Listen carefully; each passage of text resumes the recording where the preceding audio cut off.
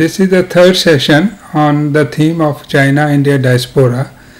We have three guests. One is Professor Rakesh Varsi. He has come from China and teaching currently in Chinese University.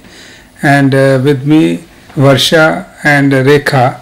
They both are students learning Hindi in India from Jawaharlal Nehru University. My question to Professor Varsi is that Buddhism traveled from India to China. How do you think, what is the difference in celebration of Buddhism in India and China?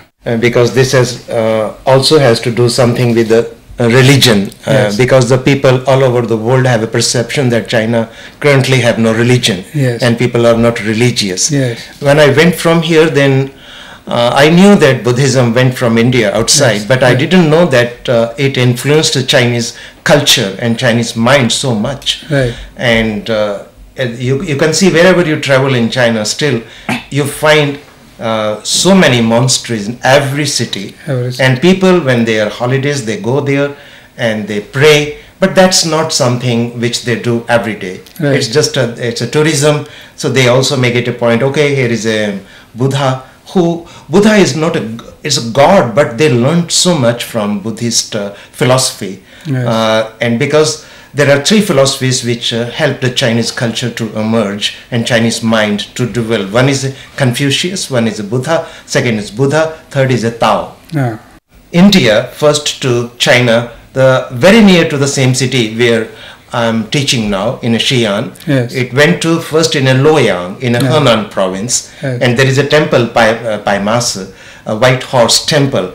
Okay. The Buddhist sutra first went there, yes. Along with the two Indian monk, those who lived there and translated all those from Pali to Chinese. Right. And from that place it's traveled other different countries like Korea, like Japan, from there. Since I have been also to many countries of the world, and I have studied diaspora, Indian diaspora, and people are going from India to many parts. In England, I found that there is a racial discrimination, especially with the identity. Like supposing a Sikh, they are wearing a turban, and while walking on the road, sometimes the local people, they abuse them. So many things they do, which you have read in the papers also. While living in China, do you feel sometime while walking on the road, do you face such type of racial discrimination? Not at all, because Chinese people call foreigners, irrespective of which country they come from, right. Lao Wai. Right. So, and Chinese people means if she is not a good person, okay. She can cheat me if I'm a Chinese, but right. If you are a foreigner, right. She will avoid cheating you, because they have so much respect, right. For people, those who come from other countries. Mm-hmm. In my 10 years experience, I traveled a lot. I saw all kind of people there, but I never faced not only discrimination, nobody looked at me with that eye which you're talking, yes. Happens in England. It is good. When you're walking, people give you a smile, but that's a cold smile, and you can feel they are telling you inside that you came from Asia, you are inferior, we are the world leader. Yes. That feeling you never have in China. So now my question to Rekha and Varsha, while living in India, have you ever thought of wearing Indian dress, lady dress, like wearing a sari and Punjabi suit? Because you have been, Rekha told me that you are living for the last 2 years. Have you ever thought while moving in the market, moving in the campus, that you wear Indian dress, like Indian sari, women wear? Tell me. First time I saw Indian people love the traditional dress so much, because in China the people prefer turn to the Western style. Yes. The young people, almost young people, like the Western style so much. But the Indians, the girls, 18 years old, 19 years, they're so young, but they love the traditional dress so much. So I think this is one kind of culture. This is one kind of culture. They, from the generation to generation, they take this, hold this. Yes. And I think this is a good thing to say in Indians. And after this, I also brought 2 or 3 salwar suit, and I also got sari. So my classmates always said to me, "Why you are not wear this clothes? You should wear. We are so glad to see foreigners wear our traditional dress." Lot of people, like lot of Chinese people, they are moving to Canada. I was in Canada in 2010. I found that there are so many people. They have like you said, they have a Chinatown. They have a separate localities of Chinese also. What do you think that why Chinese people are leaving China and going to Canada? For what reason? Actually, for the last 30 years, when the China started developing and the middle class enriched and they got more money in their pockets. And when you get rich, then your dreams come in front of you. The first struggle 30, 40, 60 years in China was to struggle for bread and butter, only food and shelter. So when you struggling for that, you cannot think any other thing about. But now Chinese middle class is very rich class, and now they want to give a better life, better future to their children. Another aspect is in China you have one child policy. You have only one child, and both the parents are working. Because in China it is almost 100%. It's not that you're a girl or boy. There's no difference. You have to find a job. Professor, but when people live in outside, like in a foreign country, they celebrate their own festivals. And in China, do you feel that being Indian, you celebrate your festivals as you celebrate in India, like with the halla bulla and with the loud music and all these things? Right? Because I'm not a very good example for that. Because when I was in India, even that time I didn't like these festivals. Only we used to celebrate sometimes Holi, but it used to become nasty. And Diwali also here it was very polluted. We used to leave Delhi and go outside Himachal during Diwali because it's so polluted. So I started. So it is your personal view. It's my personal. I'm a wrong example. But in China, the Indian community is not very large. It's very little. And the people, those who live around or in Beijing, they make it a point to visit the embassy. And once I went there, and embassy people celebrate Diwali in the same way as people celebrate in India with the ho halla bulla and pataka chataka and have all these food. Which music in living in India? Which music you like? Like, do you like Punjabi music? Do you like Hindi films? And what kind of music you, when you are in a room, in your room while reading or sleeping or something, what kind of music you like? Do you watch Hindi movies also? Do you go to the cinema to see Hindi movie because you are learning Hindi? Which actor you the most like? You in terms of their likeness, as you say? Yes, I like Bollywood film music songs very much. Okay. And what about Rekha, you? I also like Indian movies.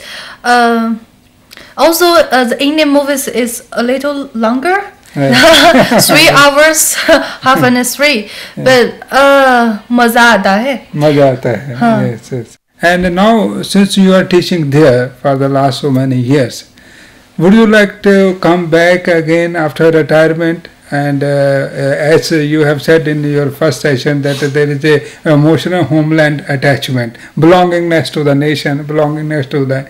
And my second question in between that from Europe and other countries, people are sending money to their family bags. Do you think that you, being Indian, earn so much in China and can send the money back to your family? Actually, this is very interesting. Salaries in China are not very high. Okay. And many people ask me this question: if salary was not high, why did you leave your so well-paid job in IGNOU and went to China? Yes. Many friends suggested me don't do this. Okay. But I said money is not so important in life always. Okay. Your job satisfaction is important, and what you want to do, you should do that. Money doesn't always, lead you always in. So in China, the people come there. Most of the people I find, they come now. They are coming first in search of a job because they have lost their job because of economy slowdown in the Europe and other places. But otherwise, the experience and learning about Chinese culture while I said that the salary is not high, yes, it doesn't mean that you suffer there. Okay. Because the Chinese government, the infrastructure, right. the government provide you, okay. you don't need money then. Okay, right. For example, why do we need money? Yeah. We need money because the hospital, school, or if you are spending money on electricity or water, all your facilities, yes. if given to you, yes, and there is no problem, you need money only for food and for some other things. And Professor, what is the retirement age in teaching profession? Yes. In China, the retirement age is 60 for a man, okay, and women retire now at the age of 55. 55, okay. And for the last decade, you can say that there was economic recession. But still in India, the rate of the property was so high. Is it like India, China also have some, because I have read in somewhere that the property rates do not rise like India. So why it is like though? It is a central, that we have a democracy, but there in everything is centralized over there. So actually, this is also a notion that now everything is controlled in China by the government. Yes. Government is losing its grip on many things. Now we have open market. Okay. The developer, real estate developer, they are free to do that. There are problems. Right. But yeah, I agree with you. The property price rose so high in Beijing, Shenzhen, and Shanghai that common people found it very difficult to even think to buy one flat. And so Chinese government simultaneously took some decision where this hot property now slowing down. And because if you have already one flat, you cannot buy second. Okay. And you don't have a multiple flats like that's India, right. that one person is owning a... Yeah, still it's very high compared to Delhi or Gurgaon. In Beijing, if you want to buy, because the living standards are different. Yeah. And Professor Burns, tell me about this, that in regard to foreign policy, I met recently one professor from the university over there. He came for a national seminar over here. He knows English and he was invited here. And I was with him for 2 days. Then during discussion I found that they wanted to do many things with India. But in between there is a foreign policy that comes for the whole art development, because they wanted to bring some student here, they wanted some students should go there, but somewhere our foreign policy doesn't work out. This is our mindset as Indians. Right. We don't see China as we see UK or Canada or America. Yes. Because we think if America say that this is good, something in India, we feel pride. Because the stamp has come from America or England or France or Germany. We don't care about China. And this is a real problem. And I have so many experiences which our friends, those who are working here in India, they face, like a getting visa problem. They don't say no, they don't give you visa. The people suffer, they have to rush sometimes back on a last hour because they were not denied but not given also.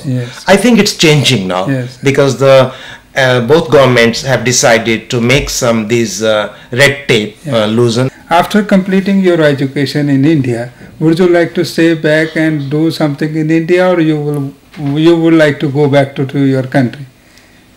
I think I would like to go back. Okay. What about Rekha, you?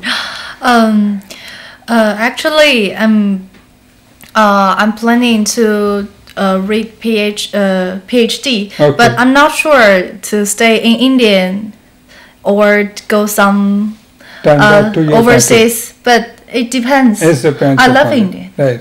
Thank you so much, Professor Wirtz and Varsha and Rekha. You people have come from such a far a place, and we have a very healthy discussion on China-India diaspora, and we look forward to have such discussion in future also. Thank you so much. Thank you. Thank you.